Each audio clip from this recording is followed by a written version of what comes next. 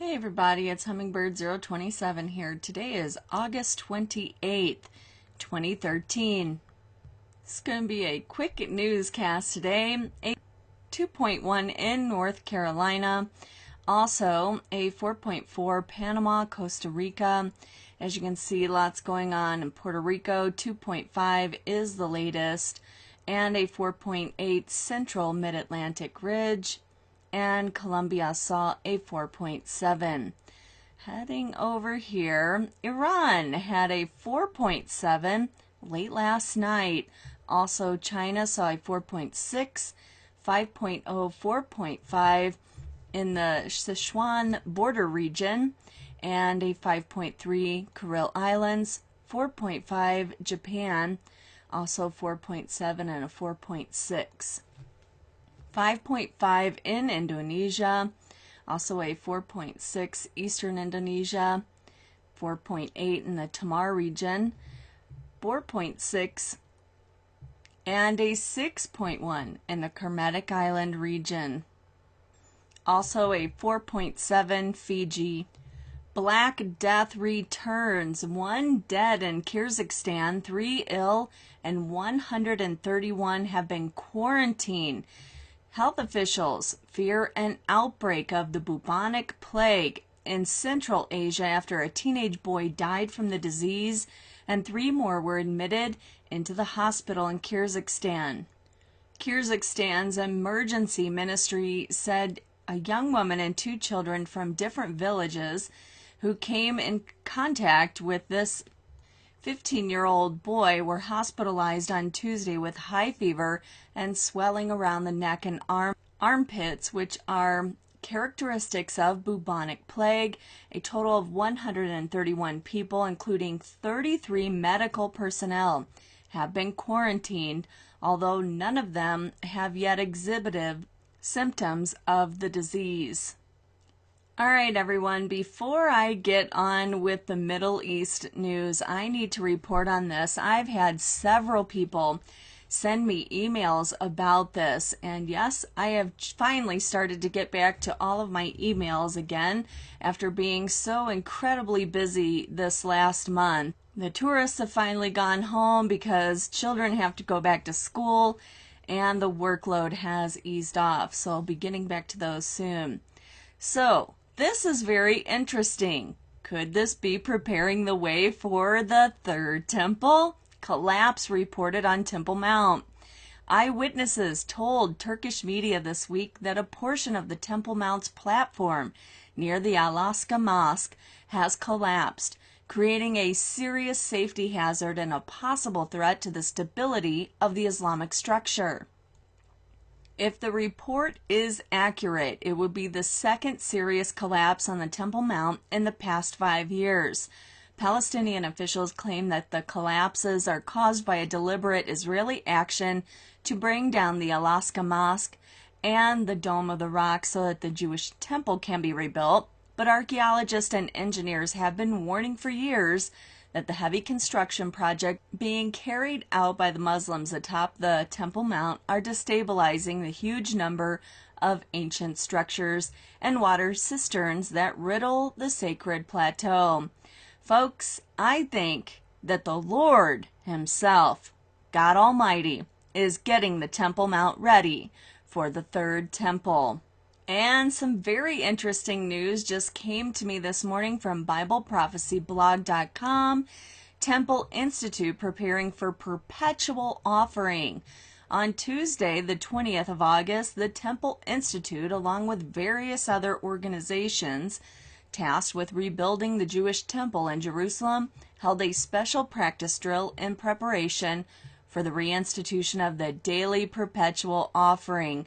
Folks, 7-year period is screaming to us from the pages of Holy Writ. When this covenant with many, which is not just Israel, but it's all of Christendom too, once this confirming of the covenant of Daniel 9:27 is underway, the daily offerings are going to be acceptable for the first 3.5 years until the abomination of desolation is set up inside the temple. Then everyone will realize that it's the Antichrist they have been loving on. All right, now for other Bible prophecies quickly coming to pass.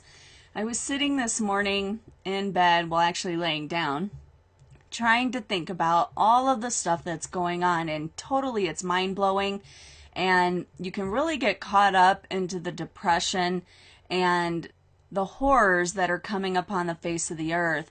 But then God, if you go to God and you talk to Him about all these things, He really brings a peace over you, because everyone in the whole world chooses their own path to follow.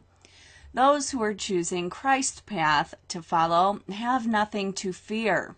So our energies aren't released into fear of what if, and we can then use our energy to warn people about the truth, about God starting to deal with mankind as the 6,000 year comes to a close, and the 7,000 year, the millennial reign of Jesus Christ, gets underway. Showdown looms. Military strikes on Syria, likely days away, warns U.S. officials.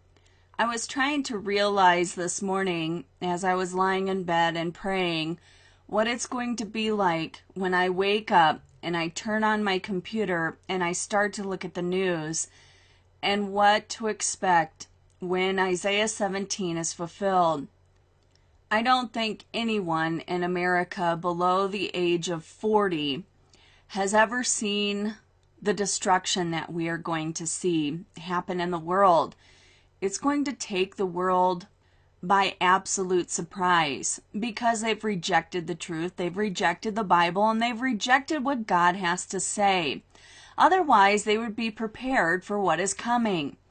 Since we are prepared, we know what is coming, and a lot of us here on YouTube and the internet have ramped up our getting the message and the gospel out there.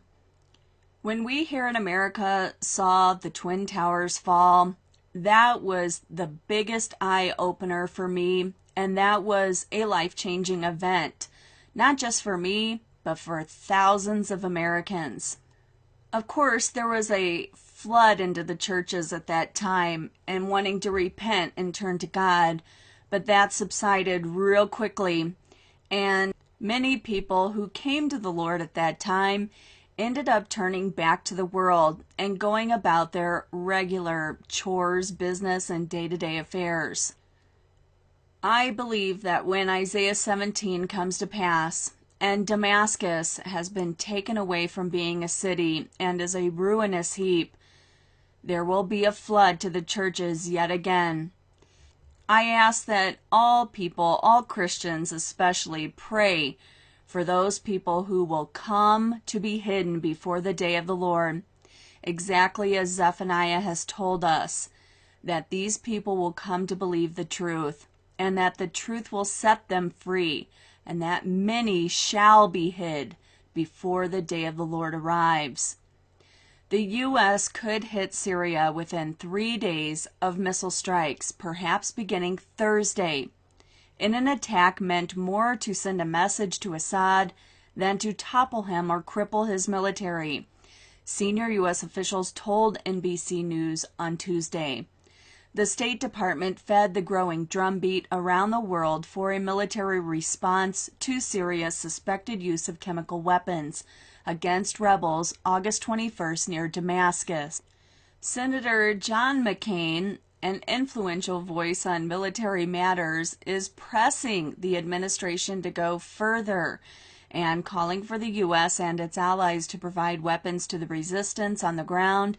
The important part of this whole situation is this just going to be a retaliatory strike that has no lasting impact or something that changes the momentum on the ground in Syria, McCain told reporters in Mesa, Arizona. U.S. missile strikes would almost certainly be launched from naval destroyers or submarines in the Mediterranean Sea. As you can see this tiny little map here, I was going to go and show you a couple of maps here. This one is a look at the U.S., British, French, and NATO forces that are surrounding Syria, as you can see. Here we have in the Persian Gulf the USS Nimitz carrier battle group. Also, there's the NATO Patriot missiles that were placed in Turkey months ago. And in Jordan, there is the F-16s, strike aircraft, also the U.S. Patriot missiles. There's 4 U.S. cruise missile carrying destroyers here, at least 1 British cruise missile carrying nuclear submarine, and a French aircraft carrier ready to flow right into the area. This map, found at thedailymail.co.uk, shows where they might potentially strike, which would be Aleppo, I think that's Hana, Homs, and Damascus. And as you can see, the little skull and bones symbols show you where the chemical weapons sites are located. This will be targeted in this strike. Could it take place starting tomorrow? We better be praying, folks. Praying for all those who will be caught up in this disastrous war, that their hearts would be open towards the Lord, that they will be saved before they would lose their lives. SAS hunting Syrian missiles as allies prepare for bombing blitz. British Special Forces were last night hunting Syrian missiles in readiness for an Allied strike, which could start as early as tomorrow night. Cruise missile attacks and RAF raids are expected in response to the Assad's regime use of chemical weapons.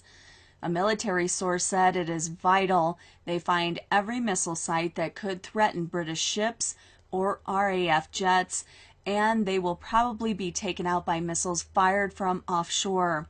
The risk of capture to the Special Forces unit is off the scale, and nobody can be trusted in Syria. Israel says it won't stay on sidelines if Syria attacks, 100 times stronger militarily since the Gulf War. As you can see in this picture, a woman showing a child putting on a gas mask at the distribution center in Tel Aviv. Syria is warning that Israel will pay dearly if their country is attacked by the U.S. Folks, this will happen from one evening to the next morning. Isaiah 17 will be fulfilled. Have you really taken this to heart? Do you really understand what we are facing here in the next few days? A senior Syrian official on Monday issued a first direct warning that if attacked, his country would retaliate against Israel. And here's even another article that shows the same rhetoric being used, prophecyupdate.blogspot.com. Syria and Iran on Tuesday threatened to attack Israel in retaliation for any Western military action, with some reports indicating strikes against the regime could begin later this week. A senior Syrian army source told the Fars news agency that a full-scale U.S. attack on Syria would justify an attack on the Jewish state. If Damascus comes under attack, Tel Aviv will be targeted too, and a full-scale war against Syria will actually issue a license for attacking Israel. Also, attack on Syria is likely to trigger terrorist acts against the U.S. and Israel. Heads up, folks.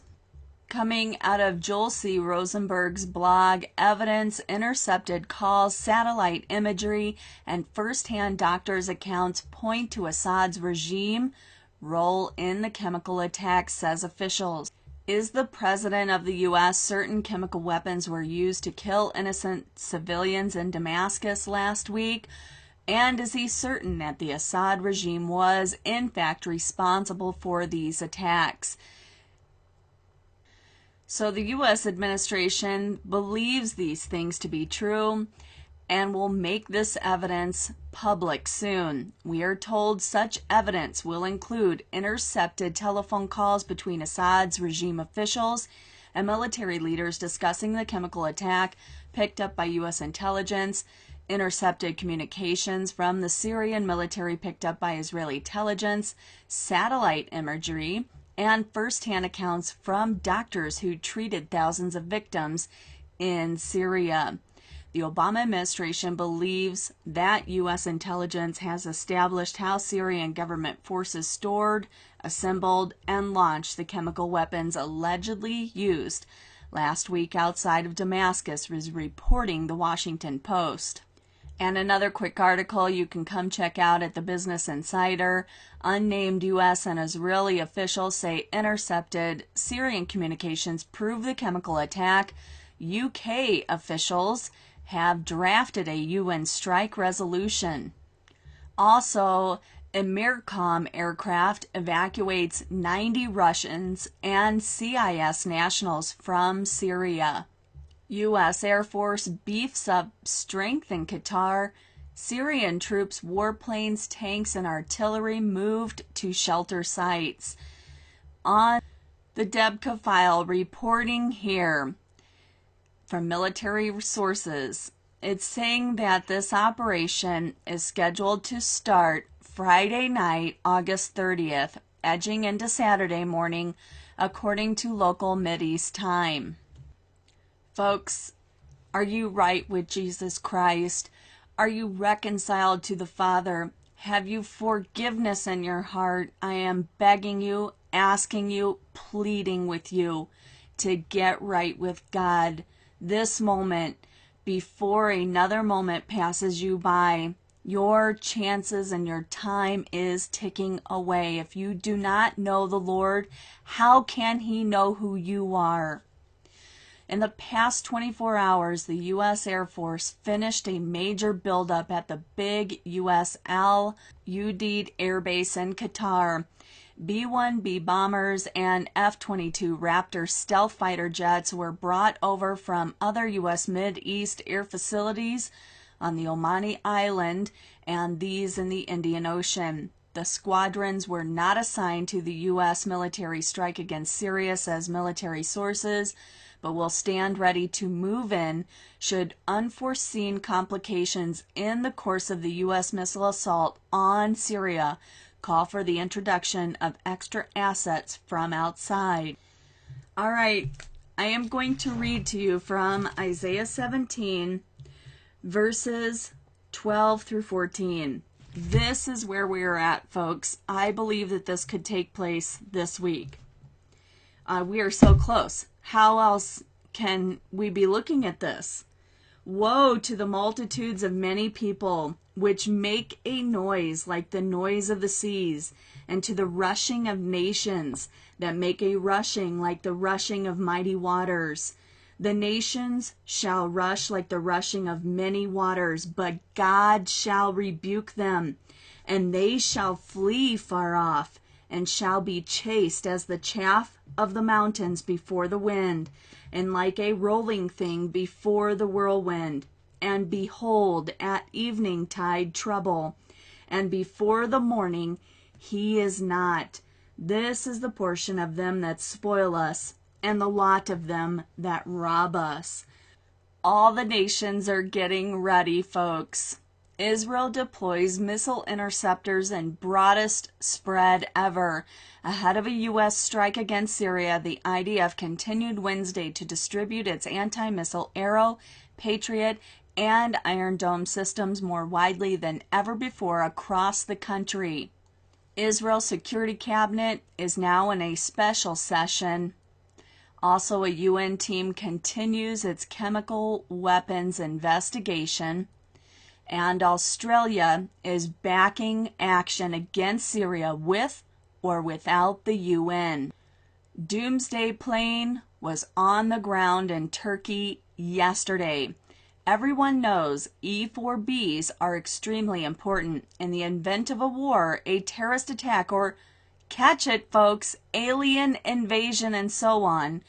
Hence the Doomsday plane nickname. These aircraft are destined to keep the Secretary of Defense, the Joint Chiefs of Staff, and other decision makers alive to direct nuclear and conventional forces by receiving, verifying, and relaying EAM, emergency action messages. Did you catch that? Alien invasion. How close are we, folks? The strong delusion will be sent by God, and it's coming. More quick articles you will have to come and read for yourself. Egypt rejects military intervention in Syria. The Minister of Foreign Affairs, Nabil Fahmy, insists political solution in Syria is the only way. He also refutes Turkish Prime Minister's statements against Imam and reveals imminent talks over Ethiopia's Renaissance Dam. Folks, Isaiah 19 coming to fulfillment as well. It's already in the midst of being fulfilled. We're just waiting on this Renaissance Dam being built in Ethiopia to fulfill verses 5 through 10 of Isaiah 19. Just to keep you up to date on this, and please, please, please watch the video I just did on Egypt's confusion. It's in the description box below about this dam. Very, very important. The negotiations with Ethiopia concerning this dam has revealed that there is a scheduled meeting between the ministers of irrigation in Egypt, Ethiopia, and Sudan in Khartoum this week, but it has been delayed due to the floods in Sudan. Yosemite's wildfire grows, threatens reservoir and power station. The numbers are staggering and the prospects are scary, and still growing Californian wildfire menaces Yosemite National Park and San Francisco's water supply. Folks, what is being called as the Rim Fire is devouring over 184,000 acres and is still only 20% contained as of Tuesday evening. And last article, scientists report breakthrough in DNA editing technology. Scientists at the Scripps Research Institute have found a way to apply a powerful new DNA editing technology more broadly than ever before. The breakthrough concerns a set of designer DNA building proteins called tails, which biologists increasingly use to turn on and to turn off, delete, or insert, or even rewrite the specific genes within the cell. I cannot tell you enough that the mark of the beast will be both spiritual, of whose authority you are giving to God on his holy day of Sabbath, or 2, the material world where the Antichrist will reign and you cannot buy or sell. This is going to be DNA. The mark will change your DNA. Okay? I cannot stress this enough. This is proof that this technology is already here. And it will be in full swing when the son of perdition is revealed to the world. This tail-based method has been considered useful against only a fraction of the possible DNA sequences found in animals, plants, but the new findings remove this limitation. As you can see, the useful tool, you can come to this nucleic acid research and click on this link, and you can read about this paper that was done, how they are going to manipulate DNA inside the living cells. This is huge, folks. The mark of the beast is coming. Everything is ramping up. Everything is in play. Are you right with God? All right, everybody. I have to fly, but I will be keeping my eyes on this situation day and night, and I will keep putting updates on this channel as soon as I can. Folks, look up. Prepare yourselves. Jesus Christ is coming to harpazo, to rapture his bride. This event will take place in the twinkling of an eye. And you want to be on that departure. You want to be in that entourage, folks.